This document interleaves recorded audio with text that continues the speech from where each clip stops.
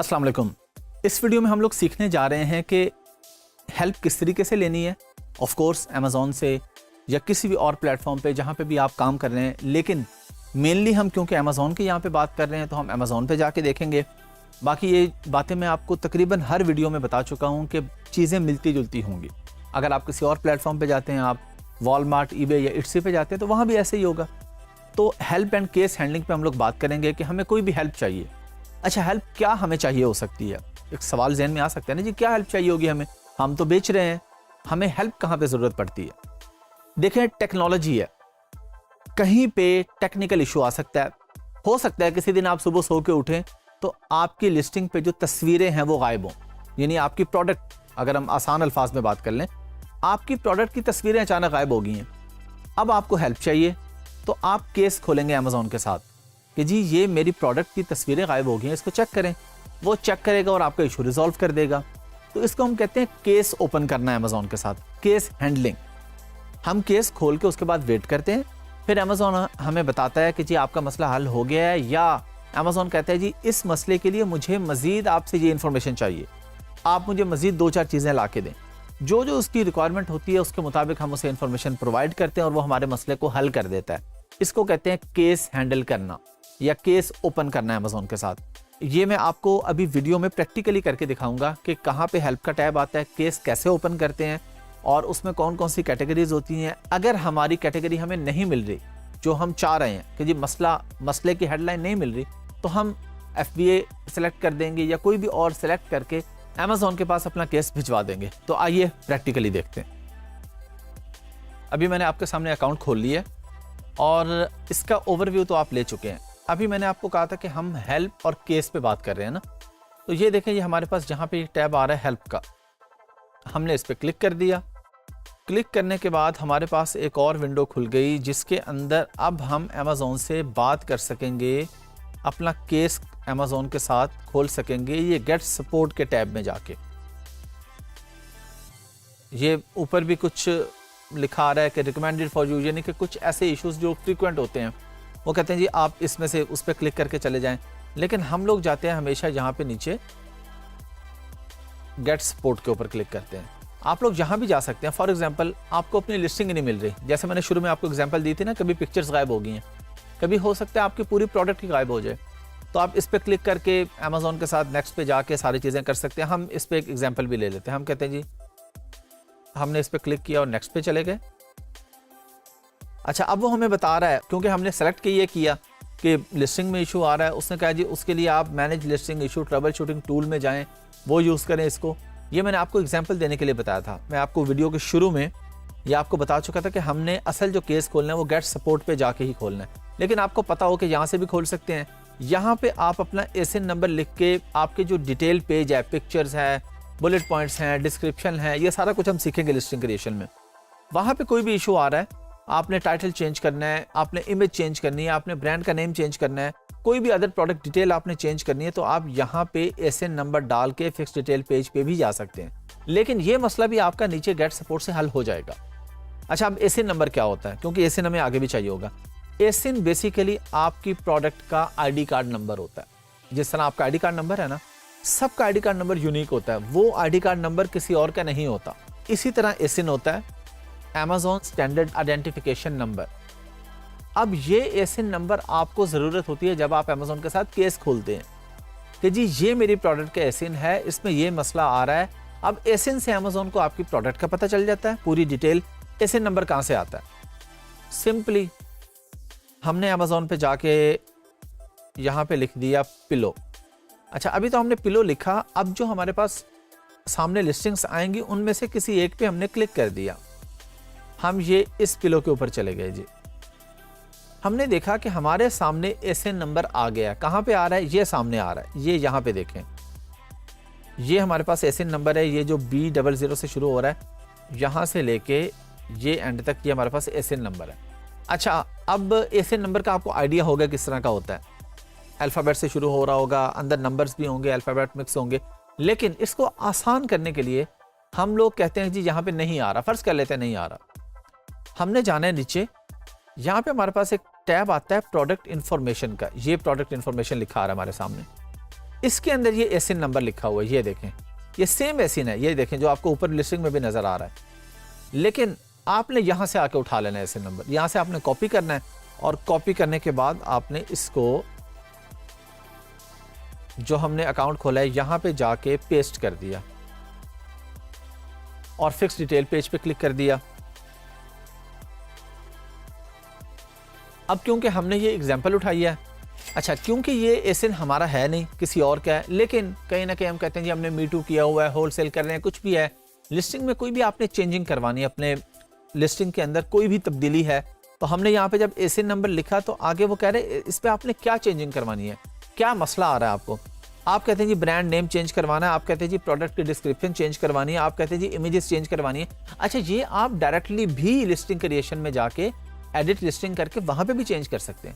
लेकिन अगर मसला आ गया, नहीं हो रहा, और हो जाता है बाज़ दफ़ा कि आप अपडेट करेंगे लेकिन अपडेट नहीं हो रहा, तो फिर आप अमेज़ॉन के साथ जाके केस खोलेंगे। जो भी मसला है आप उस पर क्लिक करेंगे। फ़र्ज़ करें हम इमेजेस की बात कर लेते हैं जी, इमेजेस पे क्लिक करेंगे और वो हमें नीचे ऑप्शन दे रहा है सबमिट करेक्शंस फॉर अनदर एसिन, कि आप एक और एसिन, यानी अगर आप at a time multiple case खोलना चाह रहे हैं कि आपकी एक ही अकाउंट में मल्टीपल लिस्टिंग्स हैं, तो आप यहाँ पे ऐड कर सकते हैं। वो पूछ रहा है जी क्या आपने ऐड इमेज करनी है, रिमूव इमेज करनी है, आप कहते हैं जी इमेज रिमूव करनी है। मैंने आपको बताया कि आप खुद भी कर सकते हैं, लेकिन फ़र्ज़ कर लिया कि वहाँ पे नहीं हो रही, तो वो कहता है जी ये यहाँ पे, अब वो कहता है जी इशू एक्सप्लेन करें। ये देखें इशू एक्सप्लेन करें, ये मल्टीपल पिक्चर्स आ रही हैं, ये वही पिक्चर्स हैं जो उस एसिन के अगेंस्ट, यानी जो उस लिस्टिंग पे पिक्चर्स लगी हैं। ये देखें यहाँ पे अगर हम इसके पास ऊपर चले जाते हैं तो ये देखें ये सारी पिक्चर्स, यही पिक्चर्स अब अमेज़ॉन ने ऑटोमेटिकली उठा के यहाँ पे रख दी हैं और अमेज़ॉन कह दी इशू बताएं किसको रिमूव करवाना है, क्या इशू आ रहा है। उसके बाद हम सबमिट चेंजेस पे करेंगे तो हमारा केस अमेज़ॉन के पास सबमिट हो जाएगा। मैं यहाँ पे सबमिट नहीं करूँगा, इसलिए नहीं करूँगा कि ये किसी और की प्रोडक्ट है, मैं तो आपको एग्जाम्पल दे रहा हूँ। मैं ऐसे इस पर क्लिक कर दूँ, अमेज़ॉन कहे जी आपकी तो प्रोडक्ट ही नहीं है, क्यों चेंजेस करवाना चाह रहे हैं, क्या कर रहे हैं। तो ये सिर्फ आपको एग्जाम्पल के लिए बताया, आपने भी कभी ये काम नहीं करना। अगर आप करके फ़र्ज़ करें आप खेल खेल में लगे हुए जी, आपका अकाउंट आ गया सेलर सेंट्रल, आप कहते हैं जी इस बंदे के भी केस खोल दो, इसका भी केस खोल दो, तो अमेज़ॉन आपका अकाउंट सस्पेंड कर देगा। अगर आप किसी और की लिस्टिंग पे जाके ऐसे सबमिट चेंजेस करेंगे तो अमेज़ॉन आपका अकाउंट सस्पेंड कर देगा और आपको ब्लैक लिस्ट भी कर सकता है कि आप ज़िंदगी में कभी अमेज़ॉन पे अपने नाम से बिजनेस नहीं कर सकते।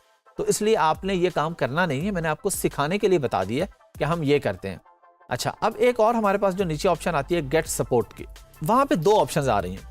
सेलिंग ऑन अमेज़ॉन, यानी जो हमने ऊपर भी कर लिया, वहाँ पे लिखा था, चाहे नीचे आके कर लें कि प्रोडक्ट लिस्टिंग में कोई मसला है, पिक्चर्स में मसला है, डिस्क्रिप्शन में है, बुलेट पॉइंट्स में है, और अगर कोई स्पॉन्सर ऐड के रिलेटेड या स्टोर के रिलेटेड आप कहते हैं जी मेरे स्टोर का नाम है ABC, मैंने चेंज करना है, आप हर 30 दिन के बाद अपने स्टोर का नाम अमेज़ॉन पे चेंज कर सकते हैं। अब ये मैं स्टोर के नाम की बात कर रहा हूँ, ब्रांड नेम, ट्रेडमार्क वो और चीज़ें होती है, वो मैं आपको अगली वीडियोज़ में सिखाऊंगा और डिटेल से बताऊँगा आपको। इसकी एग्जाम्पल ऐसे है, आपने एक लाहौर में एक दुकान बनाई है, आपने उसका नाम रखा है ABC। अब ये ज़रूरी तो नहीं है कि उस दुकान पे आप जो प्रोडक्ट रखेंगे वो सब ABC होंगी। वहाँ पे आप पानी भी बेच रहे हैं, वहाँ पे आप दूसरे ड्रिंक्स भी बेच रहे हैं, वहाँ पे आप फ्रूट भी बेच रहे हैं, वेजिटेबल भी बेच रहे हैं, मैं आपको एग्जांपल दे रहा हूँ। लेकिन आपका 1 महीने के बाद दिल करता है जी ABC के नाम से स्टोर चेंज करके इसका नाम XYZ रख लेते हैं, तो आप रख सकते हैं। तो अगर स्टोर के रिलेटेड कोई भी मसला आ रहा है तो आप सेलिंग ऑन अमेज़ॉन पे जाएंगे, और अगर PPC के रिलेटेड, स्पॉन्सर ऐड के रिलेटेड, जो कि हम आगे सीखेंगे, कोई मसला आ रहा है तो आप यहाँ पे जाएंगे। हम फर्ज कर लेते हैं जी सेलिंग ऑन अमेज़ॉन। अमेज़ॉन कहता है जी अपना इशू बताएं, हम कहते हैं जी I can't see my product pictures. अच्छा इसके बाद हमने इसको कंटिन्यू कर दिया जी। अच्छा अब देखें, उसने हमें बता दिया, आइडिया दे दिया कि इसका टाइटल ये होना चाहिए। वो कह रहे जी चेंज ऐड प्रोडक्ट इमेज। अब ज़रूरी नहीं है कि जो बात की आई कांट सी माई पिक्चर तो वो लिख के देगा you can't see your picture, अल्फाज में कोई ना कोई तब्दीली हो सकती है। तो हम इस पे जाते हैं जी, हम कहते हैं जी, या हम कहते हैं लिस्टिंग नॉट एक्टिव, जो भी आपका इशू आ रहा है, और हमने कहा जी चेंज ऐड प्रोडक्ट इमेज, ये उसने रिकमेंड किया, लेकिन कर हम इसको भी सकते हैं। फ़र्ज़ करें हम कहते हैं जी हमारा मसला इसके अंदर नहीं शो हो रहा, तो उसने आपको मज़ीद ऑप्शन दे दी कि account related, FBA related, product listing related. तो ये लिस्टिंग के रिलेटेड तो है ना मसला, आपकी प्रोडक्ट पे पिक्चर्स नहीं आ रही, तो ये मसला तो है ना लिस्टिंग के रिलेटेड, तो आप प्रोडक्ट लिस्टिंग रिलेटेड भी कर सकते हैं। अगर आपको कोई रेलेवेंट नहीं नज़र आ रहा तो आप FBA रिलेटेड भी कर सकते हैं। कि आपकी प्रोडक्ट FBA में है। अच्छा, हमने कह दिया जी, हम कहते हैं जी अमेज़ॉन ने रिकमेंड किया, हम इसी को ले लेते हैं। हमने फिर कंटिन्यू कर दिया। अच्छा, अब अमेज़ॉन कहता है कि जी मुझे वो एसिन तो बताएं ना, आपने मसला तो लिख दिया, लेकिन आपकी एक ही अकाउंट पे मल्टीपल प्रोडक्ट्स भी तो हो सकती हैं ना, आप एक ही दुकान पे कितनी चीज़ें बेच सकते हैं। अमेज़ॉन पूछते हैं जी किस चीज़ में मसला है। हमने वही जो पहले एसिन कॉपी किया था वो आप सीख चुके हैं, वो हमने एसिन पे क्लिक करके यहाँ पे इसको क्लिक कर दिया। अच्छा, अब मसला जो हमारे पास आ रहा था, हमने कहा जी हमारा इमेजेस में मसला आ रहा है ना, इमेजेस पे क्लिक किया हमने और हमने इसको फिर नेक्स्ट पे क्लिक कर दिया। हमने कहा जी हमने इसमें इमेजेस रिमूव करनी है, फिर हमने नेक्स्ट पे क्लिक किया। अब वो अमेज़ॉन कह रहा है जी यहाँ पे आप अपना इशू लिखें, क्यों रिमूव करनी है, क्या मसला आ रहा है, क्वालिटी अच्छी नहीं आ रही, जो भी मसला है आपका। हम फर्ज कर लेते हैं कि हम यहाँ पे लिखते हैं I want to remove this picture.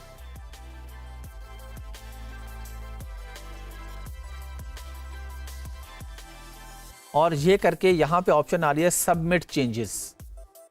मैं सबमिट चेंजेस पे क्लिक करूंगा तो ये मेरा केस अमेज़ॉन के पास सबमिट हो जाएगा। फिर अमेज़ॉन मुझे ईमेल कर देगा कि जी आपका केस मेरे पास आ गया है, मैं आपको 12 से 24 घंटे में इसका रिप्लाई कर दूंगा। अब वो 12 से 24 के बजाय 8 से 12 भी हो सकते हैं, 24 से 36 भी हो सकते हैं, कुछ भी हो सकता है। अमेज़ॉन ने बस आपको बताना है कि जी आपका केस मेरे पास पहुंच गया। ये आपको ईमेल आ जाएगी। ईमेल कहाँ पे आएगी? जो आपका अकाउंट के साथ ईमेल लिंक है, जिस ईमेल के थ्रू आपका अकाउंट बना हुआ है, और ये आपके पास यहाँ पे भी शो हो जाएगा।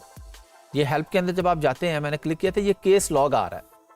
केस लॉग पे अगर आप क्लिक करेंगे तो पहले अमेज़ॉन के साथ आपने कोई भी केस खोला है तो ये देखें यहाँ पे, ये क्योंकि मेरा अकाउंट ये पुराना है, इस पे कुछ केसेस खुले हुए हैं, तो ये देखें ये केसेस आ रहे हैं यहाँ पे, ये केस ID आ रही है, ये ऐसे नहीं है, केस ID नंबर है। और उसके बाद स्टेटस उसका लिखा रही थी आंसर्ड, कि इसका आपको रिप्लाई मिल गया है, इस ईमेल पे मिला है। डिस्क्रिप्शन कि FBA रिलेटेड इशू था, अदर अकाउंट इशू था, अकाउंट वेरिफिकेशन इशू था, जो भी मसला था। और अगर हम सामने इसको व्यू पे क्लिक करेंगे तो हमारे पास इसकी मज़ीद डिटेल भी आ जाएगी। ये देखें, ये ओरिजिनल मैसेज आ रहा है जो हमने किया, फिर अमेज़ॉन का क्या रिप्लाई आया, वो सारा हमारे पास यहाँ पे आ रहा है कि हमने अमेज़ॉन के साथ जो केस खोला था, हमें क्या वाकई उसका आंसर ठीक मिल गया या नहीं मिला। ये फिर आप यहाँ पे उसको कर भी सकते हैं, रेट भी कर सकते हैं, वेरी डिससेटिस्फाइड या न्यूट्रल, आपने क्या रिस्पॉन्स देना है इस पर कि आप अमेज़ॉन ने जो आपका मसला हल किया, अमेज़ॉन की सपोर्ट टीम ने, क्या आप उससे मुतमईन है, वो हमारे पास यहाँ पे आ जाएगा। तो अब ये आपने सीख लिया केस हैंडलिंग। अब कोई भी मसला हो, बस आप जाके मसला लिखेंगे, उससे रेलेवेंट जो रिकमेंड कर देगा, या कुछ नहीं तो FBA रिलेटेड करके अमेज़ॉन को आप अपना केस सबमिट कर दें। चलें जी, आप लोगों ने देख लिया अच्छे तरीके से, सारा देख लिया। मैंने आपको एग्जांपल दी, मैंने आपको एसिन उठा के दिखाया कि एसिन क्या होता है, ID कार्ड नंबर होता है, ये मैंने आपको बताया वीडियो में। एसिन हमने उठाया। अब ये आपको पता है कि आपकी प्रोडक्ट के एसिन क्या है, आपने एसिन उठा के वो डाला, ऊपर अपनी जो भी आपका मसला था वो लिखा, आपने सबमिट कर दिया। अब हम इंतज़ार करेंगे कि अमेज़ॉन हमें उसका जवाब देगा, और जो भी मसले हों, अमेज़ॉन की एक प्रॉपर टीम होती है, वो आपके मसलों को हल करती है। तो आपको कहीं पे कोई भी मसला आए अपने अकाउंट से रेलेवेंट, कभी पेमेंट लेट हो गई है, पेमेंट मिली नहीं है, अकाउंट नंबर चेंज करना है, बहुत सी बातें हो सकती है। ये मैं आपको एग्जांपल्स दे रहा हूँ। वैसे ऐसा होता नहीं है कि अमेज़ॉन की तरफ से आपको पेमेंट ना मिले, पेमेंट लेट हो गई, वो एक सिस्टमैटिक तरीके से काम करता है अमेज़ॉन। उनकी एवरी 14 डेज ऑटोमेटिकली आपके अकाउंट में पेमेंट आ जाती है। सेलर अकाउंट जो आपका होता है, जहाँ पे आप बेच रहे होते हैं, हर 14 दिन के बाद अमेज़ॉन आपको पे करता है। हाँ, एक टाइम आता है आपका ट्रस्ट लेवल अच्छा बन जाता है, आप पहले भी पेमेंट ले सकते हैं। लेकिन कोई भी मसला है जो आपने करना है, वो मैंने आपको करके दिखा दिया है, आपने इसको फॉलो करना है।